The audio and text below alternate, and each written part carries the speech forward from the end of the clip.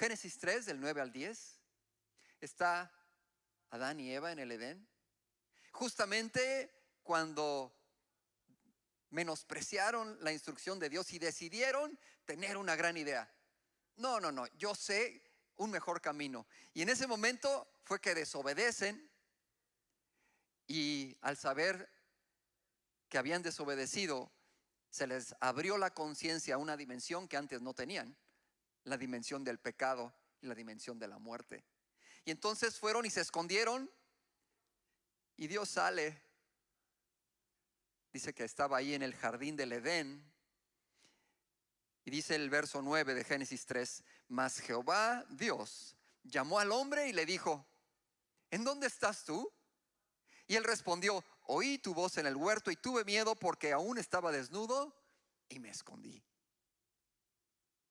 ¿Te imaginas que algo o alguien se le pierda a Dios? Híjole, ¿quién lo va a encontrar si a Dios se le perdió, no? Pero no es que Adán y Eva estuvieran perdidos para él, pero Adán y Eva sí estaban perdidos por la elección que habían hecho. ¿Te has perdido tú en alguna ocasión? ¿Cómo se siente? Yo me acuerdo la primera vez que tengo memoria que me perdí. No sé qué edad tenía, pero era un niño aún. Y recuerdo que fuimos al rancho de mis abuelos. Y luego del rancho íbamos a un pueblito, como a unos 45 minutos de camino, de esos caminos empedrados. ¿Alguna vez te ha tocado viajar en provincia de México? En esos caminos y en esos lugares, recuerdo que ese pueblito no tenía alumbrado público. Y la luz de casa era con lámparas de petróleo, con los famosos quinqué.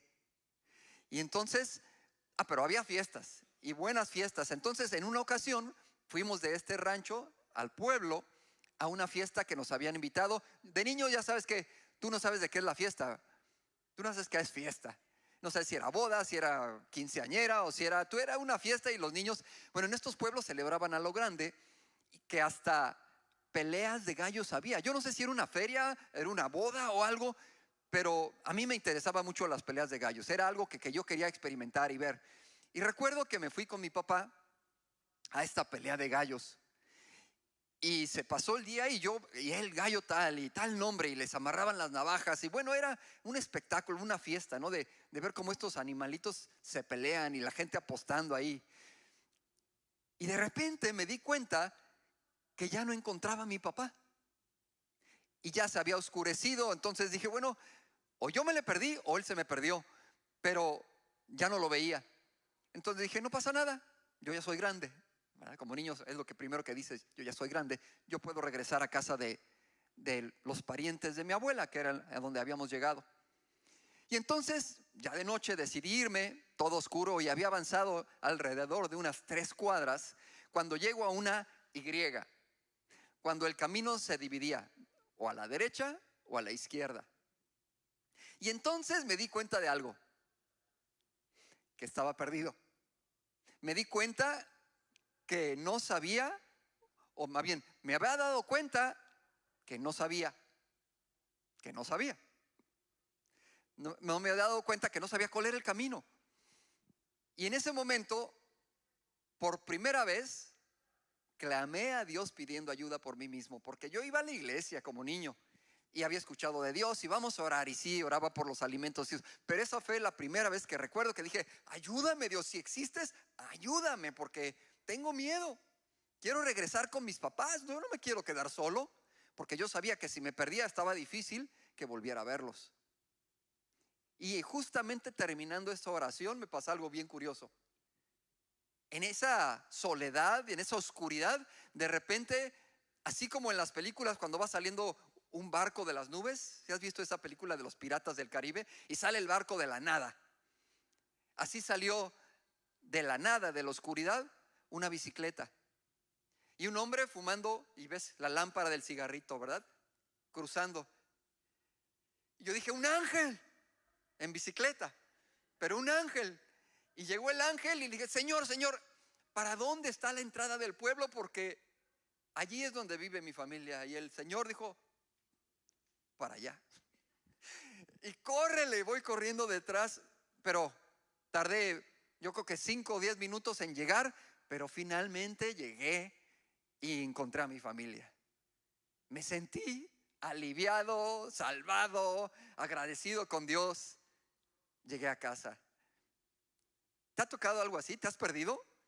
Qué feo se siente perderse. Feo. No te pierdas. No te pierdas. Cuando Dios le dijo a Adán, ¿en dónde estás? No es que Adán se le hubiera perdido a Dios.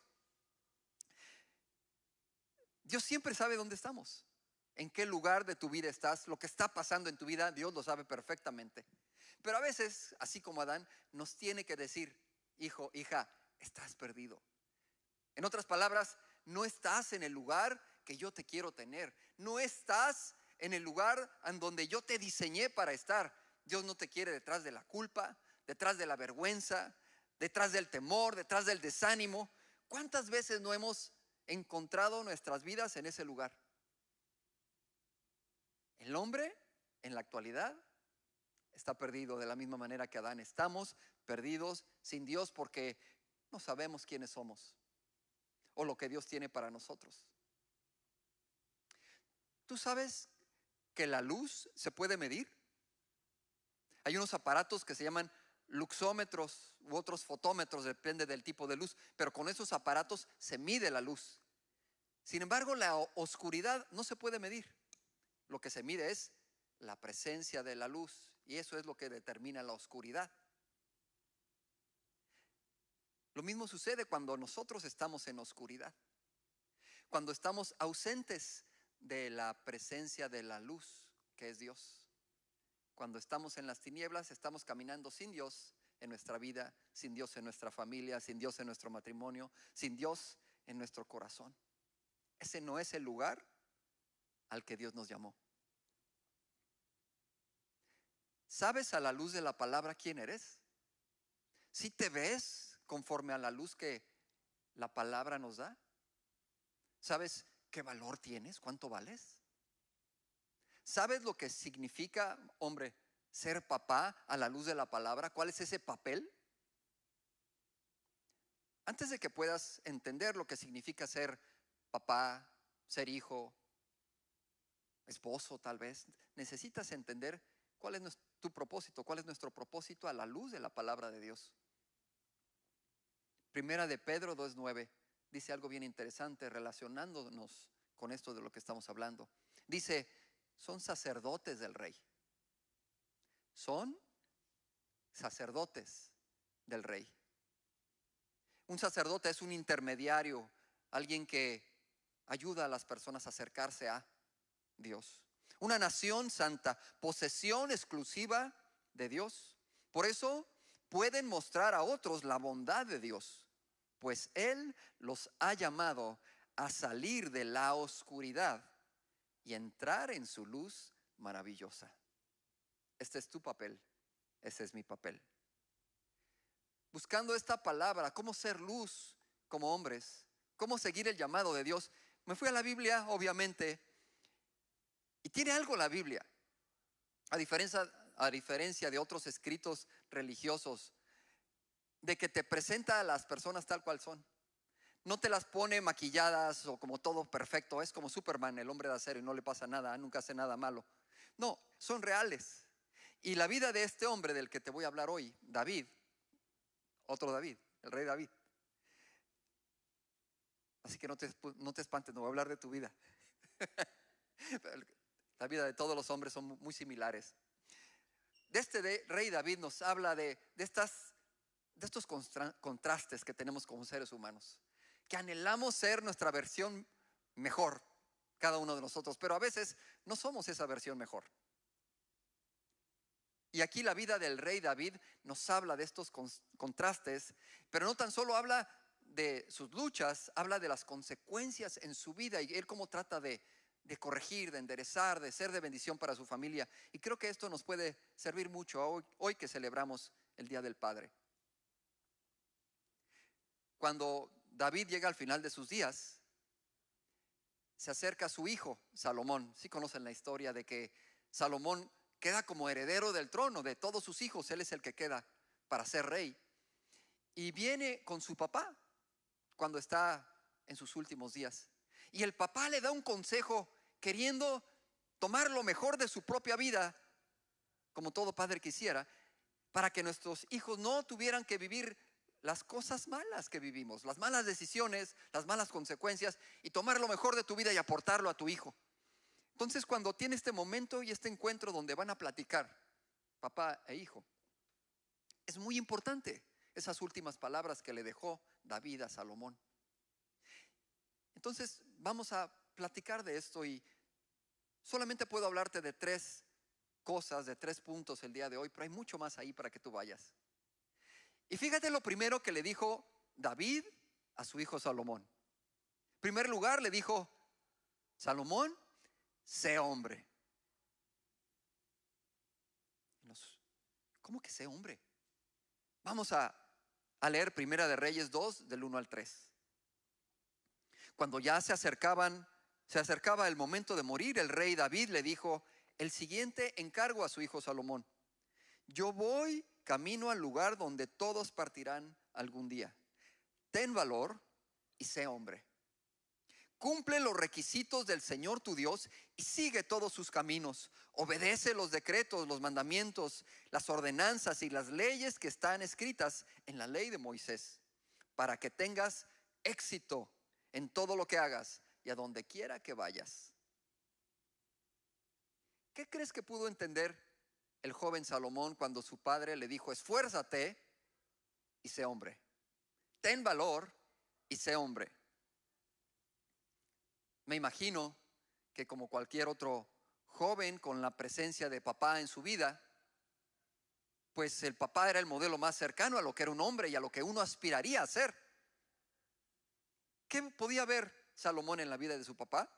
Wow, pues me imagino el rey David. Imagínate, pues vio grandeza, vio honra, vio gloria, vio valentía. ¿Qué es lo que no logró David? Fue rey, por 40 años fue rey de Israel. Fue un hombre muy respetado. Hasta el día de hoy, el rey David es conocido en todo el mundo, tanto por judíos como cristianos. Es el rey más querido, más honrado de todo el pueblo de Israel. Es el rey del cual se dijo que tenía un corazón conforme al corazón de Dios. También fue un hombre valiente desde su juventud. Aún era un niño y se enfrentó con un gigante. Y no tan solo se enfrentó, sino que mostró una valentía que un ejército de hombres no se atrevía a mostrar esa valentía. Él dijo: ¿y quién es este hombre que se levante en contra del Dios vivo? Y lo enfrentó y lo venció. Era un hombre valiente. Era un hombre que también buscaba de Dios, consultaba de Dios. Continuamente ves en la Biblia cómo durante su vida buscaba al sacerdote y le decía: vamos a consultar a Dios. ¿Debo de ir por este camino? ¿Debo retroceder? ¿Debo de enfrentar al ejército? ¿Qué debo de hacer? Cuando tenía oportunidad de matar a su enemigo, tenía temor de Dios y decía: no voy a matar al rey Saúl porque es el ungido de Dios. No importa los errores que cometa, Dios lo puso por rey y mi mano no se va a levantar contra él. Era un hombre que consideraba a Dios. Sin embargo, también fue un hombre de grandes fracasos. Aunque hizo muchas cosas buenas, David se dejó llevar por la lujuria y cayó en adulterio. Al tratar de ocultar su pecado del adulterio, porque salió embarazada esta mujer, Betsabé, por esconder ese pecado, mandó matar al esposo de la mujer. Y no tan solo fue un asesinato, sino fue una traición, una gran traición, porque este hombre era Urías, que era uno de los valientes de David, aquellos valientes que surgieron en esa cueva de Adulam y que dieron su vida y arriesgaron su vida por el rey David durante toda su trayectoria hasta que llegó a ser rey. Falló como padre, hizo injusticias con sus hijos, no aclaró, no puso en orden en su casa. David cayó bajo, muy bajo.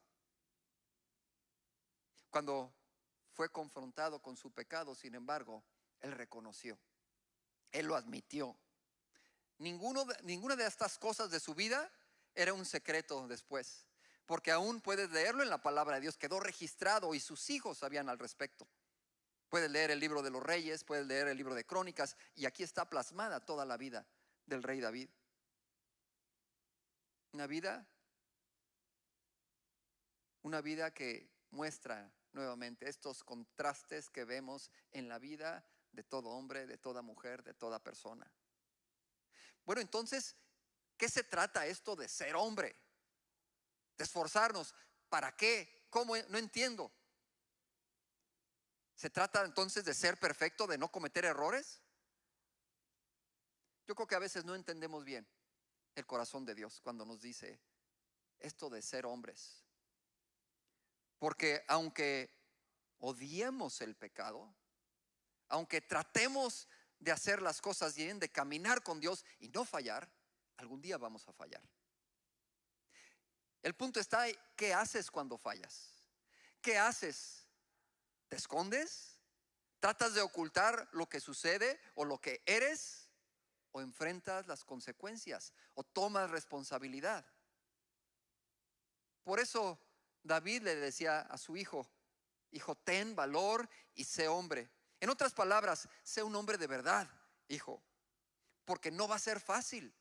Porque en la vida vas a enfrentar muchas batallas, y muchas de esas batallas va a ser una lucha contra ti mismo, para tratar de guardar estos preceptos, estos mandamientos, este consejo de Dios.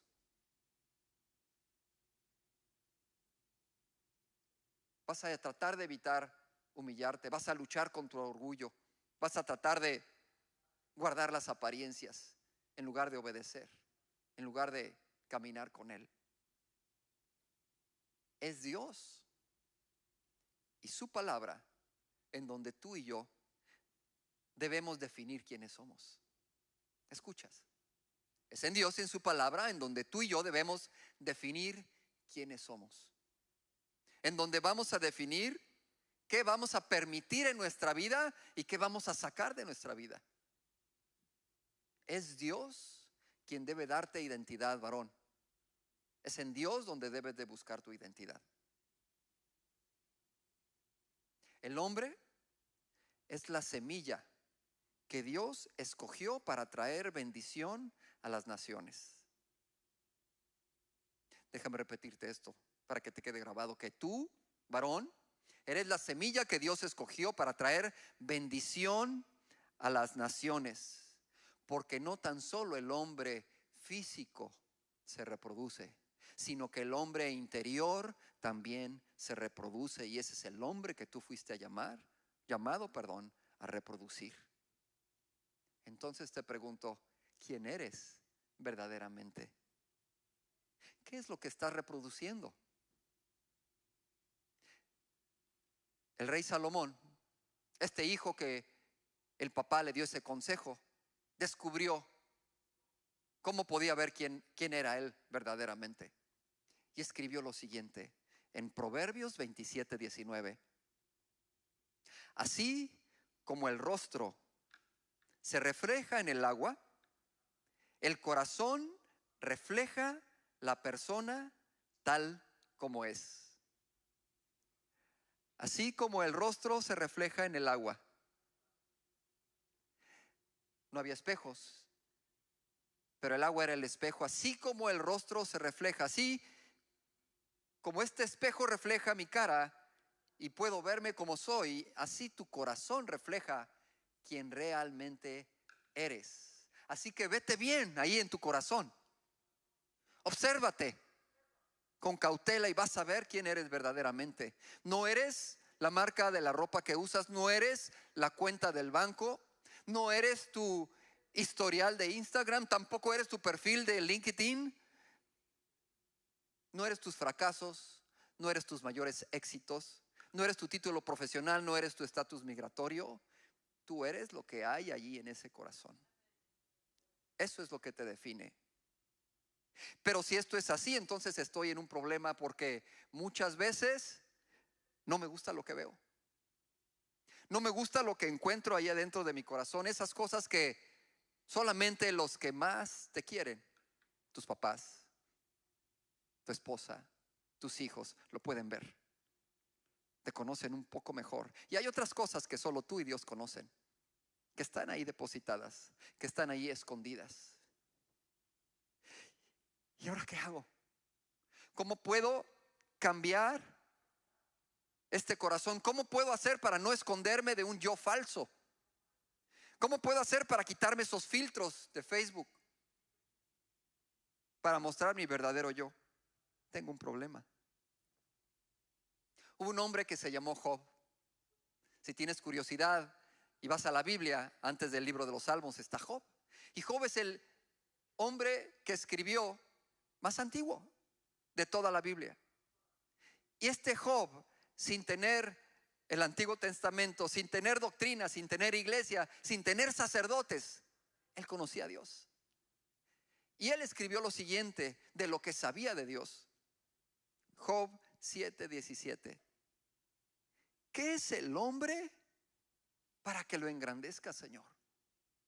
Y para que pongas en él tu corazón. Como si supiera lo que iba a escribir más adelante el profeta Ezequiel, cuando dijo: les voy a dar un corazón y un espíritu nuevo pondré dentro de ellos. Quitaré el corazón de piedra en medio de su carne y les daré un corazón de carne, para que anden en mis ordenanzas y guarden mis decretos y los cumplan, y me sean por pueblo y yo sea a ellos por Dios. Solo entonces, mi amigo, cuando dejas que Dios cambie ese corazón, vas a poder vivir una vida diferente. Vas a poder vivir una vida transformado. No importa tu pasado, no importa tus fracasos, no importa tus éxitos, no importa tus máscaras, no importa qué tan oscuro haya sido el pasado de donde haya salido. El amor de Dios y su espíritu en ti son suficientes para sanar, para cambiar, para transformar tu vida. Es Él el que cambia los corazones. Nuevamente, guarda tu corazón y solo permite que Dios te defina. Sé hombre, sé un hombre de Dios. Otra cosa que pude aprender, en segundo lugar, de la vida de este rey David, es algo que experimentó, que le cuestionaron. ¿Para qué estás aquí? ¿Tú sabes para qué estás aquí? ¿Sabes para qué viniste al mundo?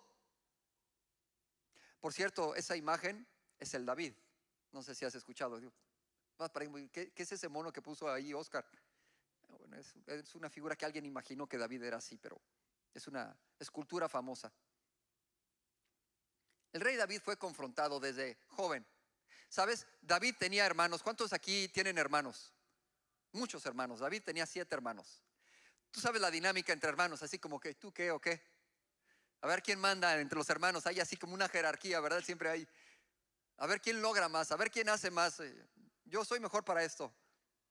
Bueno, en la familia de David no era la diferencia. Él era el menor, el pastorcillo, los demás eran soldados. Cuando eran grandes aspiraban a hacer una diferencia con sus vidas. Y estos jóvenes decían: yo quiero ser soldado. Y mientras que el hermanito estaba ahí pastoreando las ovejas de papá. Así como que era el niño fuchi, ¿no? Y papá dice: David, llévales de comer a tus hermanitos, tus hermanos, ¿verdad? Que son soldados, que están ahí defendiendo al pueblo de Israel. Y manda a sus hermanos, manda a David con sus hermanos. Y ahí va David de obediente. Y le lleva ahí los quesos, creo que le lleva unos quesos. Y algo les llevó de comer muy rico. No eran pupusas, dicen por ahí. Pero bueno, llega ahí y su hermano Eliab, el mayor, tiene un encuentro, así de esos encuentros cercanos, que se molesta el hermano de: ¿y tú qué haces aquí? Primera de Samuel 17:28 puedes leer lo que sucede. Y oyéndole hablar Eliab, porque David estaba preguntando: ¿y qué está pasando ahí? ¿Por qué está el gigante allá? ¿Quién es? ¿O qué quiere hacer? ¿Por qué está retando al pueblo de Israel? El hermano se enoja. Pues este chamaco mocoso, me imagino en lenguaje cotidiano de México, ¿verdad? Este mocoso que hace hasta acá. Dice: ¿para qué has descendido acá ¿Y a quién has dejado aquellas pocas ovejas en el desierto? Yo conozco tu soberbia y la malicia de tu corazón, que para ver la batalla has venido. Su hermano le acusaba de que venía nada más de espectador. Lo único que quieres es ver cómo pasamos vergüenzas frente al gigante y al ejército de los filisteos, ¿verdad? Nada más quieres ver cómo nos matan. Eso es lo que quieres venir a ver. No imaginaba su hermano el llamado que tenía David para vencer al gigante y ser rey de Israel. No tenía ni idea lo que había sido llamado, pero David sí sabía quién era. Y David, a pesar de esta resistencia que encontró, decidió tomar las piedras, la honda, y ir con el rey Saúl y decirle: yo voy a enfrentar al gigante, yo sí puedo matarlo, yo no tengo miedo. Y lo hizo. Así que tú y yo tenemos opciones. Tenemos dos opciones para empezar. O decidimos tomar el llamado que Dios nos ha dado, a pesar de la resistencia, de la oposición, de la opinión de los que saben, de las autoridades,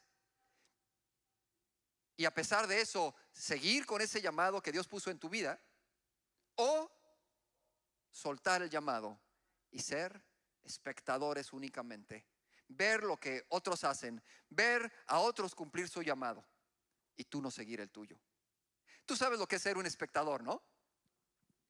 ¿Cuántos hombres están en la cocina y la esposa cocinando y uno viendo la tele o no haciendo nada, en lugar de poner la mesa o en qué ayudo o hago algo? No es mi llamado principal, tal vez se me da la cocina, pero quiero hacer algo, no quiero estar de espectador.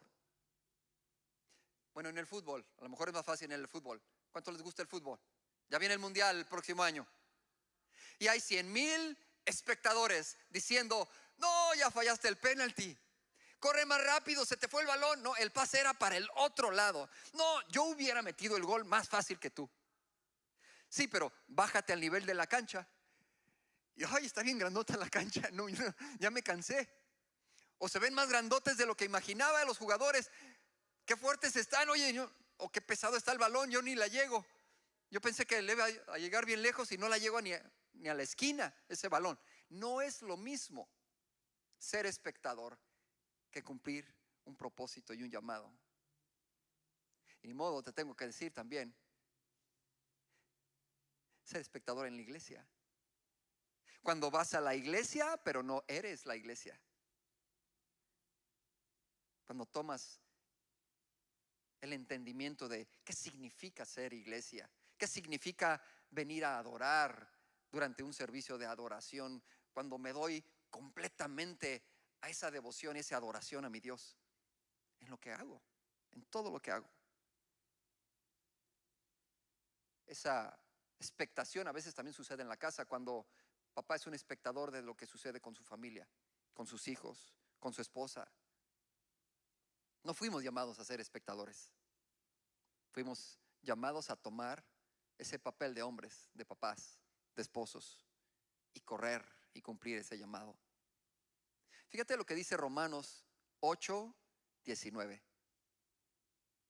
Porque el anhelo ardiente de la creación. No dice el deseo, la imaginación. Dice un deseo ardiente de la creación. Es aguardar la manifestación de los hijos de Dios. El mundo necesita a hombres que tomen su llamado. Tu familia necesita un hombre que toma su llamado, como papá, como esposo, como hijo de Dios.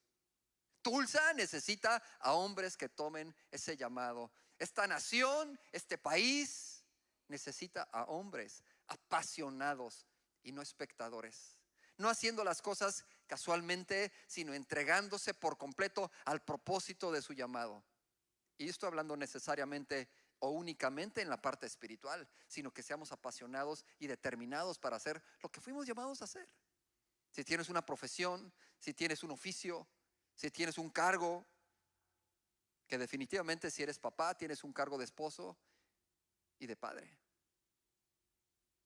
Recuerdo hace no muchos años que vi, y se ha repetido esto muchas veces, un joven talentosísimo para el fútbol. Un futbolista que por su talento ascendió a los mejores equipos y después de los mejores equipos de su país lo mandaron a Europa, a las ligas top. Y allá estaba jugando en Europa y no había jugador que se le parara enfrente en cuanto a talento y a capacidades. Un éxito impresionante de este joven. Sin embargo, su falta de carácter, de no vivir con principios, le llevó a tener problemas de disciplina. Y después le llevó a tener problemas con la ley, de tal manera que para evitar entrar a la cárcel allá en esos países en Europa, brincó de un país a otro país. Y luego volvió a caer en lo mismo y tuvo que regresar a su país de origen. ¿Y sabes qué pasó con su carrera de futbolista? Se acabó. A pesar de tener el talento, a pesar de ser mucho mejor que otros en sus habilidades de fútbol, no tenía las habilidades. Tal vez no tuvo un buen ejemplo, tal vez no tuvo un papá que lo guió, pero eso le impidió cumplir su propósito y ser o llenar el potencial que Dios le había dado. Y decidió ser una versión inferior de lo que pudo haber sido. No vivas en ningún nivel inferior, varón. Se necesita hombres de verdad que vivan en todo su potencial, empezando por la columna vertebral que es tu relación con Dios. Tu familia te necesita, tu esposa te necesita, esta iglesia te necesita. Por último, te quiero compartir de la tercera cosa que observé en la vida del rey David y la instrucción que yo creo que le dio. Porque esta es la instrucción que Dios nos da a los hombres, a que no adivinas cuál es. Sé violento. Sé violento. Ya sé que dices, espérame, esto no me está gustando con las cosas como están ahorita en el país. Espérame tantito, ¿de qué estás hablando? Te van a censurar el canal. No me refiero a ese tipo de violencia, la violencia que está desconectada de Dios y del propósito de Dios. Esa violencia de la que te imaginaste, que ves en las redes, esa violencia es diabólica, es destructiva. Esa violencia que daña, que lastima. Pero la violencia a la que Dios nos ha llamado es una violencia diferente, una violencia que defiende, una violencia que protege, una violencia que lucha, es una violencia que persevera y una violencia que no se rinde, que sigue luchando. Por eso Dios te dio la fuerza, varón. Por eso te dio el carácter. No me refiero al carácter de andar de mal humor, me refiero al carácter que sostiene, que no se rinde, que sigue, que continúa. Por eso Dios te dio una voz que se oye fuerte, que se oye lejos. Porque Dios te dio un propósito, te dio la fuerza para cumplirlo. David desde muy joven entendió este principio. Era un niño, pero si lees su historia, él defendía a sus ovejas y mató leones y mató osos y le dijo al rey Saúl, no te preocupes, yo no necesito tus armas, las armas que ustedes usan, yo tengo mis propias armas y con eso voy a enfrentar al gigante. De la misma manera Dios te ha dado armas espirituales, varón, para que enfrentes tus enemigos con esas armas y vivas violencia. Dios te ha llamado a ser violento. Ahora, si tú me preguntas, a ver, enséñame dónde dice la Biblia. Con mucho gusto, qué bueno por la pregunta. Mateo 11:12 dice, desde los días de Juan el Bautista hasta ahora, el reino de los cielos sufre violencia. Y luego dice, y los violentos lo arrebatan. No dice los valientes como alguna versión te diría. La palabra aquí en el original hebreo, biastai, significa violento. Violento es una palabra que está hablando de la persecución de un objetivo de una manera resuelta, decidida, no me rindo. Es una fuerza que te impulsa a lograr lo que estás determinado a hacer. Esa fuerza que te impulsa a cumplir tu propósito es la fe. Esa fe es la fuente de la violencia en tu vida, del vigor que hace que no te canses, que no te rindas, que te vuelvas a levantar cuando te caes, porque Dios no promete que no te caigas. Nos vamos a caer en nuestro trabajo, nos vamos a caer en el matrimonio, nos vamos a caer en la vida, pero esa fuerza te va a levantar y vas a decir: Señor, todo lo puedo en Cristo, quien me fortalece. Varón, a esto fuiste llamado, a luchar. Todo hombre que hace ese otro tipo de violencia, que lastima, que golpea a su esposa, que daña a sus hijos, y aun que hace violencia con otros hombres, no ha entendido, esa violencia es diabólica y esa es una violencia perversa. Yo no estoy hablando de esa violencia. La violencia que Dios nos ha llamado es aquella que arrebata el reino. Es aquella que establece el reino con sus hijos y que no se cansa de luchar por ellos, de orar por ellos. Esa fuerza es aquella que te hace permanecer en el matrimonio. Que hay cosas mal, que a veces te dan ganas de correr, sí, pero tú perseveras y luchas y no te cansas y te reconcilias y eres el primero en pedir perdón y en reconocer y en humillarte, porque sabes que esa es la voluntad de Dios y le crees más a Dios que a tus emociones. Le crees más a Dios que a vivir una injusticia. Le crees más a Dios que a ser rehén de tu orgullo. Así como Jesús vertió su vida por su iglesia. Eso es violencia. Eso es tomar la fuerza para cumplir el objetivo. Y dice la palabra que Él se dio a sí mismo por su esposa, la iglesia. De igual manera, tú y yo, hombre, fuimos llamados a dar nuestra vida. ¿Sabes que esto de vertir su vida, así como Cristo se dio a la iglesia, es un llamado que tenemos los hombres, no las mujeres? El hombre está dispuesto y va a entregar su vida por su esposa y su familia, ya sea entre un peligro o entre la lucha diaria o en cualquier circunstancia. Las mujeres no fueron llamadas a hacer eso, y a veces las mujeres lo hacen por ausencia de un varón en su casa. Pero ese es tu llamado y mi llamado, y tenemos que honrar el llamado que Dios nos ha dado, porque este nos levanta, nos dignifica el cumplir la obra y la tarea que Dios nos dio. Cuando hay tormentas en tu familia, ¿por qué las va a haber si no es que ya las hay? Dicen, si no ha habido en el pasado, si no hay en el presente, vas a beber en el futuro. Pero siempre vamos a estar viviendo tormentas, porque así es este mundo imperfecto. Pero son oportunidades para desarrollar esto en nuestra vida, esta fuerza que Dios nos da la tarea de ejercer.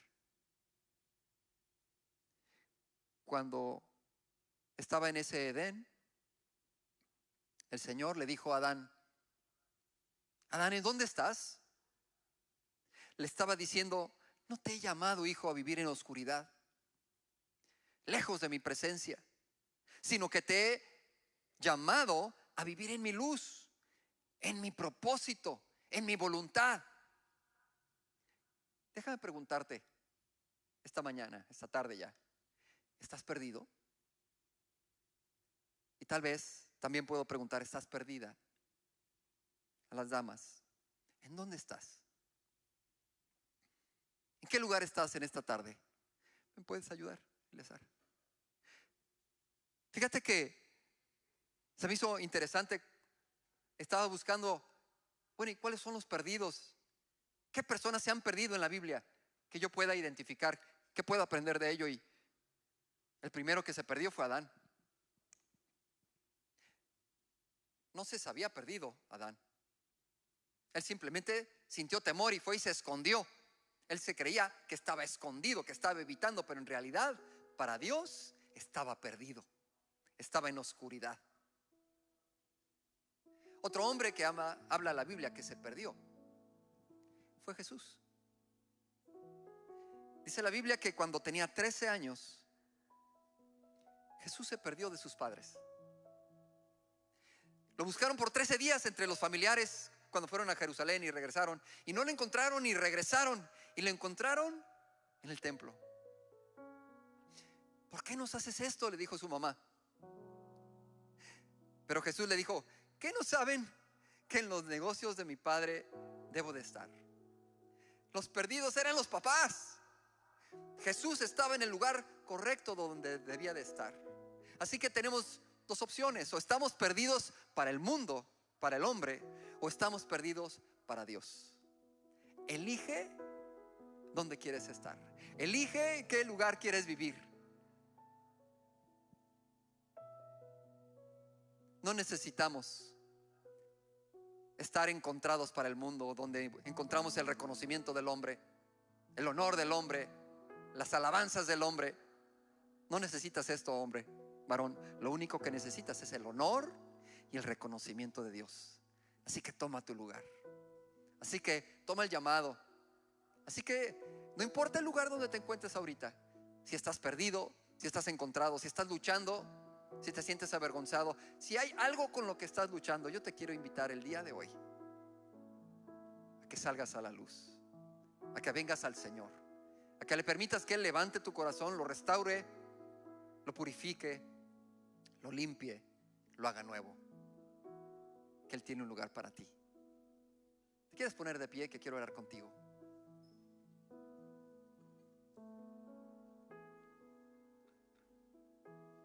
Padre amado, muchas gracias por la oportunidad de encontrarnos en tu palabra, en recibir de tu Espíritu Santo una ministración que habla